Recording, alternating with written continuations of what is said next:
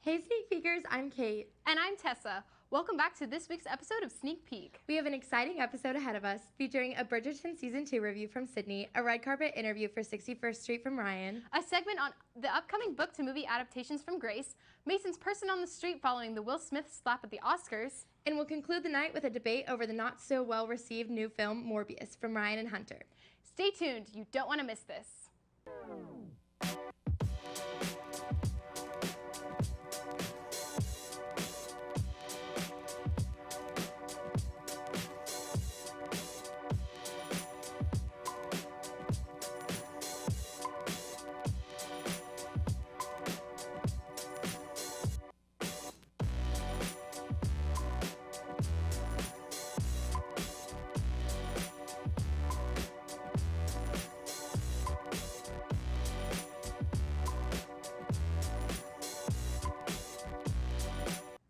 Hey Tessa, did you hear about Will Smith? I did, Kate. Last week, actor Will Smith officially resigned from the Academy of Motion Pictures of Arts and Sciences after his incident with the host Chris Rock that occurred on live television during the Oscars. That's right, Smith went on to state that he was heartbroken and would accept all consequences of his actions, claiming that they were shocking, painful, and inexcusable.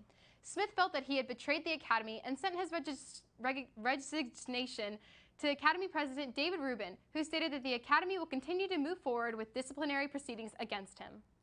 For some, people aren't able to look at Will Smith the same, but for others, it was just another crazy thing to see on television. In other news, beloved actress Estelle Harris has passed away at the age of 93. The Seinfeld and Toy Story star passed due to natural causes in her home in California this past weekend. We at Sneak Peek are absolutely heartbroken, and we send our condolences to the Harris family. I remember loving her as the funny maid from The Sweet Life of Zack and Cody. Me too, and she was the best possible person Pixar could have picked to voice Mrs. Potato Head. Estelle will forever be missed by many across the nation. Yes, she will. But now, here's Sydney with a review of Season 2 of the hit Netflix romance series, Bridgerton. Take it away, Sydney. Much like the first, was filled with drama, gossip, romance, and all the tea you could need. Starting back from where the first season left off, we are in a new courting season in which both Eloise and Anthony Bridgerton are looking for partners, and Lady Whistledown's pamphlets are driving the Queen mad and making the town talk. Season 2 of Bridgerton was extremely similar to the first. The classical renditions of pop music helped tell the story in a regal but powerful way. Their version of Sign of the Times by Harry Styles absolutely took my breath away.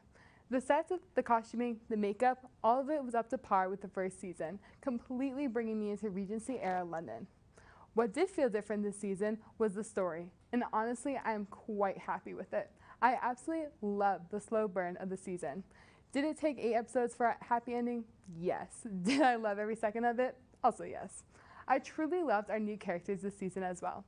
The Sharmas completely took over the screen, both Kate and Edwina shining in their own right. The love between Kate and Anthony felt electric, and I could not help but root for them despite their constant stubbornness. I also fell in love with Theo, and I hope that we get to see more of his and Eloise's story next season. Some returning characters I loved were Lady Danbury and the Queen. They are both such powerful women. I love seeing how they manipulate everyone around them in their own ways. I also love seeing more Benedict and his journey to discovering his passions. Hopefully next season we continue to follow him. There were many moments in which this show brought me to tears. This was an extremely strong second season, following up with Daphne and the past events from season 1, but also creating new stories and showing us new characters.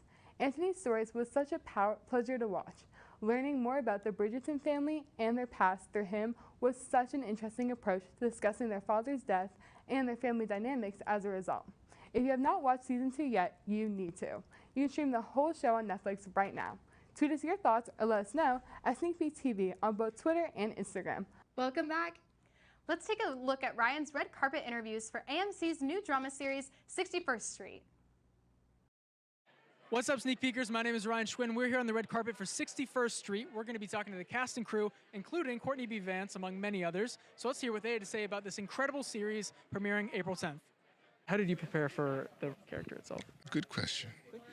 It was very tricky. We got in a rhythm pretty quickly, and the material is so good and so wonderful, and David and Peter are so collaborative that pretty much whatever we asked for, they were trying to find a way to help us do it. So I was very pleased with the way they supported us in this huge journey. But what drew you specifically? What inspired you to get involved? Well, first of all, Peter's scripts, where I remember getting the pilot and being so blown away by the writing. I'm also from Chicago, so the story feels very near and dear to my heart. And I think all of us are obviously interested in interrogating the American system of criminal justice. And so it was just a privilege, a pleasure that you had me. I'm the odd one out because I'm not from Chicago. You might be able to tell from my accent, I don't know. But Shanks is from Chicago and born and raised on the south side, as is Alana, which was very important. And we worked very hard to make sure that we integrated the production with the environment. So the writer's room was on the south side of Chicago, just off 61st Street. And that felt very important that we were meeting all of the people that we're writing about, making this show about. Not being on Sunset Boulevard, right? But being right in there was vital, I think, in the making of the show. Peter Moffat's an amazing visionary. 61st Street speaks to systemic issues that affect the country. And this gives us an opportunity to really kind of peel back, and analyze and really get into the nitty-gritty of like what the problems are, so that we can have honest conversations about how to deal with them. So I was a writer on the show, helped with the production, and just Okay, That's okay. an understatement. Help Thank with you. production Thank is you. the biggest Thank understatement you. of all time by some distance. Ran the whole thing, 2 years on the ground, every day, ran it. That's his job. Honored to be a part of it, and Here he goes. He's so great. He's so great. Yeah. we're super excited about people watching it. An audience getting a chance to see our work and see the vision come together. It's just an amazing opportunity. So we are super excited and really just happy to be here. So what inspired you to get involved in this project? Oh, other than getting booked for it, Which is always great. it's a great story, and it's a reflection of our times right now. And it's so funny that on top of everything that's happening in the media, especially in our community, it's still something that is very prevalent. So it's not far from our everyday experiences. So it's lovely to tell a story and that humanizes our experiences in it. Obviously, the show tackles some very complex issues. What do you hope that audiences take away from the show? More than the actual content of the show, that we feel more comfortable having conversations about these very uncomfortable situations and these experiences that we kind of just shy away from. We just need to get to a place where, whether you agree to disagree, that you can sympathize with everybody's situation, so that we can have a conversation, so we can get past, I can't even say get past, but we can get to a place where the change can be made, because if we can't have change unless we have conversation. Thanks, Ryan. And now here's Grace with all of the upcoming book to movie adaptations to look out for. Hey Sneak Peekers, I'm Grace Crendy here to give you the rundown on upcoming book adaptations we can't wait to watch. Netflix announced this past week that they're set to release a film adaptation of Taylor Jenkins' New York Times bestselling novel and my personal favorite on the list, The Seven Husbands of Evelyn Hugo. After its original 2017 release, the book exploded more recently, gaining a huge following through TikTok and other social media platforms. Liz Tegeler, the writer behind Little Fires Everywhere, is set to adapt the screenplay, but as of now, we don't have any cast details. Fans of the book had mixed reactions to the news from Netflix. Many were vocal about their preference for a series adaptation over a film, as the story spans many years and is divided into sections by each husband. Regardless, we can't wait to see what Netflix does with this beloved story. Where the Crawdads Sing, another beloved novel, is also set to release its film adaptation in theaters on July 15th. The book by Delia Owens was originally released in 2018 and gained traction when Reese Witherspoon, who's now on set as a producer, added it to her famous book club. The film is directed by Olivia Newman and stars Daisy Edgar Jones as the lead, Kaya. It'll also include an original song by none other than Taylor Swift, who wanted to contribute to the project after being such a fan of the book herself. Kristen Hanna's 2015 novel The Nightingale is also set to receive its own film. The beautiful and heartbreaking story follows two sisters in France torn apart by the horrors of World War II. Real-life sisters Dakota and Elle Fanning are set to share the silver screen for the first time ever in this project. However, production and development on this film has been messy, to say the least. After acquiring the rights to the book in 2017, TriStar Pictures went through a series of release date pushbacks from an original release date in 2018 to various others since. But not to worry, The Nightingale is officially set to release in theaters December of 2022. 2003 novel, The Time Traveler's Wife, is also currently being adapted into an HBO series. While many of you may remember the 2009 film adaptation starring Eric Bana and Rachel McAdams, this series seems to be a new take. Its 6 episodes will star Rose Leslie and Theo James as the leading couple and are set to release on HBO Max in early January 2023. Speaking of books being readapted despite prior film interpretations, Lord of the Rings and Percy Jackson both have series currently in the works. The Lord of the Rings, The Ring of Power, will premiere on Amazon Prime on September 22nd. The series will be set thousands of years before the famed movies, as shown in the teaser trailer released during the Super Bowl in February. Season 1 is said to contain 8 episodes. Percy Jackson, however, is in much earlier stages of development. Deadline Only recently reported Disney Plus's green light on the project, and they are yet to announce a showrunner or any cast tied to it. However, book author Rick Riordan, who famously detached himself from the previous films, is reportedly very involved with this version and is set to co-write the show's pilot. Finally, Dune Part 2, the second film based on this beloved 1965 science fiction novels of the same name, is set to be released in theaters in October of 2023. While the original film adaptation directed by David Lynch in 1984 wasn't too popular amongst fans, Denis Villeneuve's interpretation in Dune Part 1 has been very well received. Starring widely popular names such as Timothée Chalamet as Paul Atreides, Rebecca Ferguson as Lady Jessica, and Zendaya as Chani, Part 1 surpassed the audience of just the book, becoming an immediate fan favorite and winning big at this year's Academy Awards, creating an even bigger buzz for its upcoming sequel. Have a book or movie series you can't wait to see? Let us know on Twitter or Sneak Peek TV. Hey Sneak Peekers, it's Mason Simpson on the street to ask UT students about the Chris Rock Will Smith incident at the Oscars. What were your thoughts on the entire incident? I don't know. I thought it was a little bit funny, especially that people were making such a big deal out of it. Like, obviously, violence is not great, and it's not great that that happened, but it's also, you know, we've rewarded people like Roman Polanski and, like, people who have done, like, really horrific things in the world. So I don't think that Will Smith punching someone is the worst thing that's ever happened. Yeah, I didn't know why it had happened, but I was just like looking at all the memes and I was like, I guess. Kind of looking at the context of this entire thing, how do you feel like the Academy's response has been to the incident? I think they gave Will Smith a lot of like leeway that other celebrities have received in the past, like Kanye West. I think with this Taylor Swift incident, he was like banned or like stopped from a lot of events after that, but Will Smith still got to receive his award and give a speech, so that was kind of interesting. You know, I saw that like Will Smith apologized and then the Academy was like, oh, we've launched an investigation. Like, I don't know what they're going to investigate. It's all footage is right there. Everyone's seen it. Everyone's already heard what's been said. So I think that, like, what can they do at this point? I don't think there's anything really that can or maybe even should be done. Like, this is obviously like personal beef. Maybe help these two guys sort out whatever was happening in the moment. Maybe they've already done that and now there's like really nothing left to be done. How have y'all felt about all of the hype around the entire event?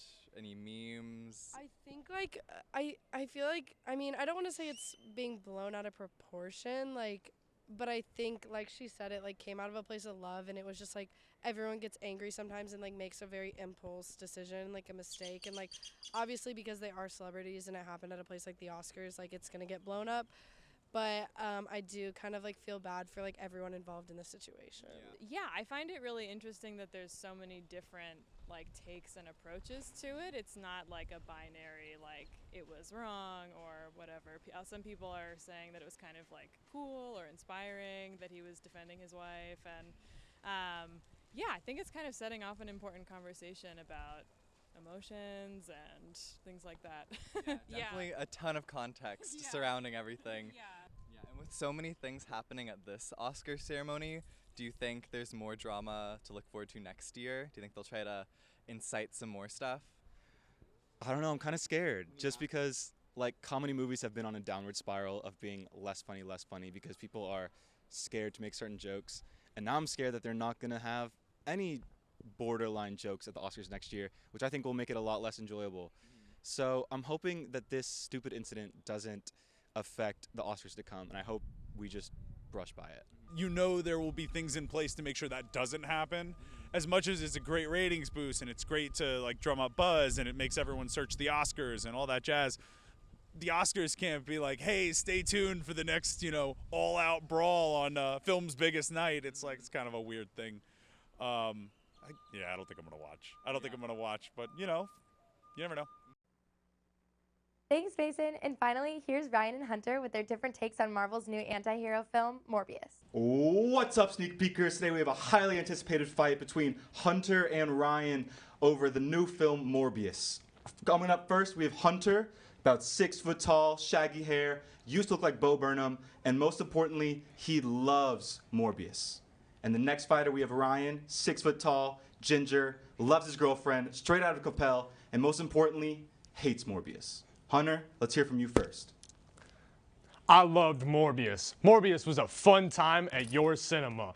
Jared Leto, he's one of the greatest actors of our generation, and he absolutely destroyed the part as Michael Morbius. He played the Doctor well, but then he also played the vampire well. I mean, Jared Leto, good-looking dude. And so when he turned into that vampire as Morbius, he was absolutely destroying the role. The special effects were fantastic. The way Jared Leto was able to morph his actual face and then the VFX were able to come over and make him look like a vampire. I mean, fantastic. I thought the story was clever. It turned and twisted in interesting ways. The supporting cast around them was great. Matt Smith, always a standout. Who doesn't love Matt Smith?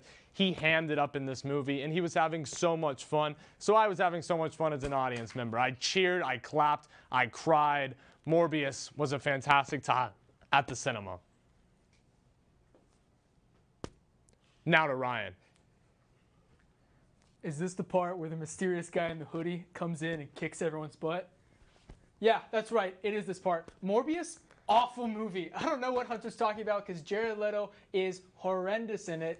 No. Morbius sucks. Y'all, I don't know what Ryan is talking about. Jared Leto is destroying this part.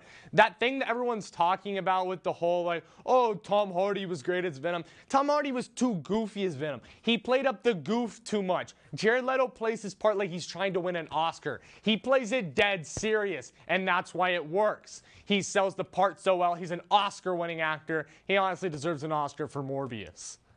That is hilarious. Jared Leto is playing this part like he's trying to win an Oscar. Unfortunately, Jared Leto has never deserved an Oscar ever, and here he is playing this role with the same kind of self-seriousness that he plays every role with. He never allows himself to have any fun, and even something stupid like Morbius would still be so much better if you had an actor like Tom Hardy who knows just the kind of really bad movie that you're in. I mean, Jared Leto plays this like he's some kind of tortured figure, like he's Shakespearean, but it's Dr. Michael Morbius. It's awful. It's an awful character. There's no real character development. You start off Morbius, you don't really care for him at all. The audience really has no real reason to root for him besides the fact that, like, he's the main character. It really is just an awful film. They ripped the plot straight out of some 2005 superhero movie like this is Daredevil with Ben Affleck. It's horrendous. And Hunter's just, all right. We're just cutting you off right there. You're just a Leto hater, all right? Leto's playing this part serious. This is why he won his Oscar. You know, you're going to hate when he plays his serious parts. You hated when he played his goofy parts. You hated on him in Zack Snyder's Justice League as the Joker. You hated on him in House of Gucci as Paulo. That's when he was having fun. And now you're hating on him when he's serious? You're just a Leto hater. You don't give the man the credit he deserves, okay? There's a reason this man keeps getting parts, is that he's talented, all right? And let's talk about Matt Smith a little bit. Matt Smith is another one of our fantastic actors of this generation. He's hilarious in every movie he's in. He's great as this foil for Jared Leto's Morbius, playing the character of Milo. He's funny, he's fun, he hams it up as the villain when it's the time to do that. There's a dance scene in his dressing room. I mean, it's just one of the best scenes in the whole movie. Matt Smith is having a great time, and he and Jared Leto have great chemistry with each other. I gotta cut you off real quick and gotta say I agree that the 30 seconds of Matt Smith in the dressing room is the best part of the movie because it's the only part of the movie where anybody knows what kind of piece of garbage they're in. He's literally sitting in it and it just does like a little dance and it's stupid, but at least he understands what kind of movie he's in. Versus Jared Leto, you're right. he does occasionally go to other roles where he tries to play things a little bit more goofy characters perhaps, but he always plays with them with the same self-seriousness every time. Morbius sucks, the direction is awful, there's no resolution of the plot. The climax happens, and then the movie ends because there is no plot. There is no character arc, there is no narrative. We learn nothing about these characters, and we're never invested in them at all, which is the worst People part like of any you movie. just try to complain about this stuff all the time. Morbius tells a nice, tight story that's a fun time at the cinema. Tight? You'll have a fun time. You're going to have a great time at the movies. Get yourself a bucket of popcorn and a big soda and have an absolute ball watching Morbius. Watching Jared Leto ham it all up. No, the best part of the trip to Morbius's theater was the walk out when we were all laughing together. It's a horrible movie, and they need to quit making this stuff. I want That's a Morbius 2, all. That's Morbius 2, all. Morbius Morbius v. Venom, Dawn of prize. Fortnite. Let's see it. Let's see it. That's it. More Morbius. We're going back to the host because obviously we can't agree on anything. You know what? No. Hunter, come here.